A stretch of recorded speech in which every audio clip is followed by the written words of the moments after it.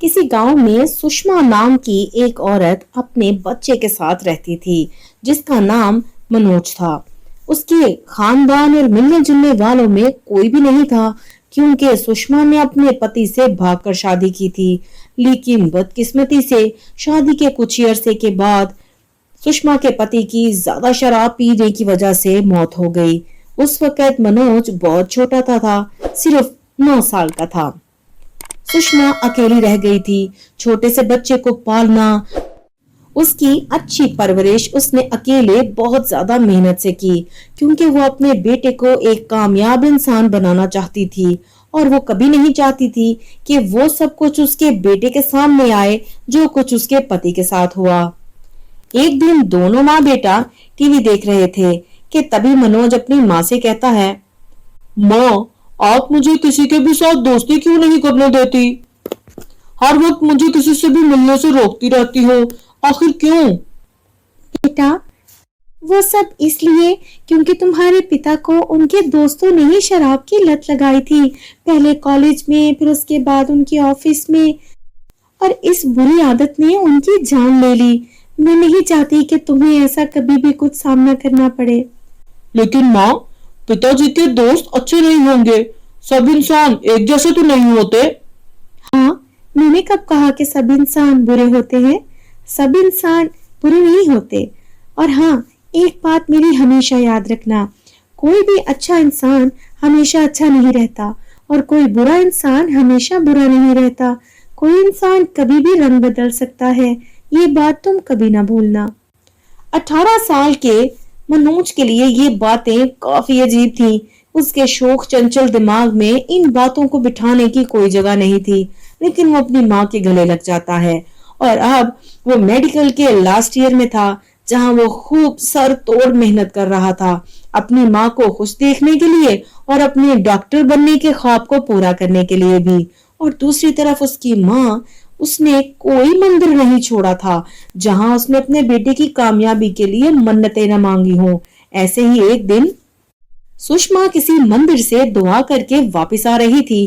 جب وہ راستے میں ایک پل سے گزر رہی تھی تو پانی میں اسے ایک تیز روشنی دکھائی دیتی ہے۔ وہ یہ دیکھ کافی حیران ہوئی کیونکہ نہ تو اس پل پر کوئی اور انسان تھا اور نہ ہی کوئی گاڑی گزر رہی تھی۔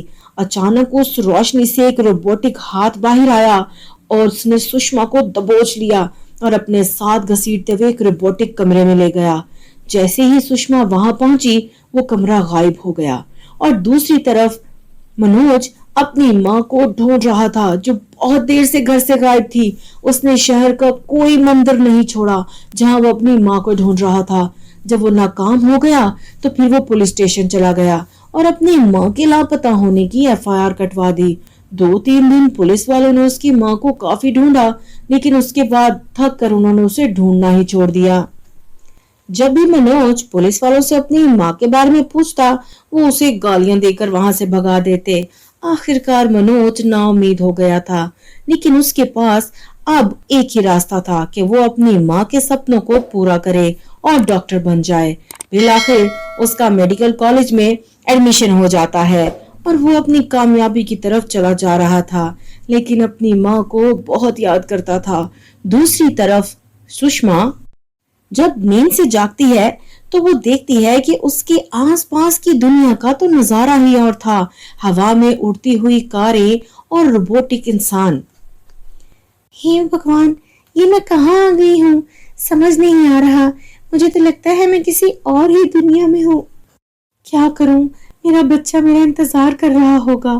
اور وہ دوڑتے دوڑتے بھاگتے بھاگتے اپنے گھر تک بھاگنے کی کوشش کرتی ہے، اور اس کی نظر ایک دم اپنے گھر پر پڑتی ہے جہاں عالی شان گھروں کے بیچ میں اس کا ٹوٹا پھوٹا گھر موجود تھا۔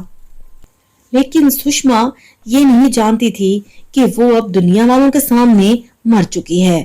وہ جلدی سے اپنے گھر میں جاتی ہے اور وہاں نشے میں دھت اپنے بیٹے کو بے ہوش پڑا دیکھتی ہے۔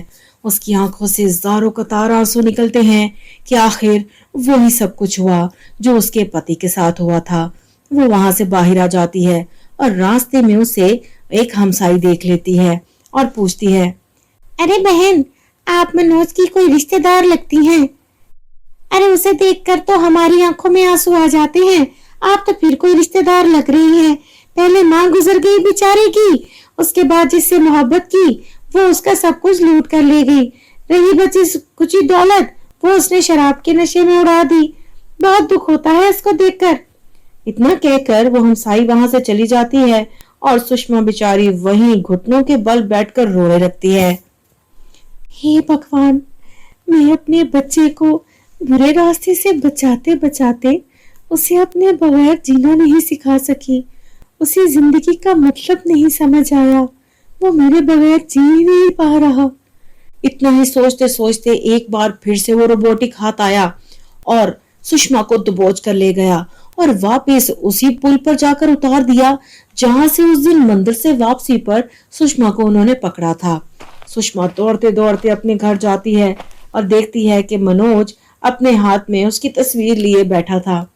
अरे माँ तुम आ गई, कहाँ चली गई थी? बहुत ढूंढा मैंने तुम्हें माँ। बस बेटा, ये समझो कि मुझे भगवान ने एक सबक देने के लिए अपने पास बुला लिया था। क्या कह रही हो माँ? जानती हो मुझे मेडिकल कॉलेज में एडमिशन मिल गया है, तुम भी मेरे साथ चलो ना माँ रहने के लिए। नहीं बेटा, अब तुम्हें मेरे बगैर जीने की आदत डालनी होगी। अच्छे और बुरे में फर्क हम तब तक नहीं समझ पाते जब हम उसे महसूस नहीं करते। क्योंकि सुषमा अब समझ चुकी थी कि अपने बेटे को ये फर्क उसने समझाने हैं ताकि वो जिंदगी अच्छे से गुजार सके। और कुछ ही अरसे में मनोज एक अच्छा डॉक्टर बन गया और एक अच्छा बेटा होने के साथ साथ एक अच्छा पति भी बना और कामयाब जिंदगी गुजारने लगा। तो मेरे प्यारे दोस्तों, कैसी लगी आपको हमारी आज की ये सबक आमोज कहानी? कमेंट में हमें जरूर बताइएगा कि आपने इससे क्या सीखा।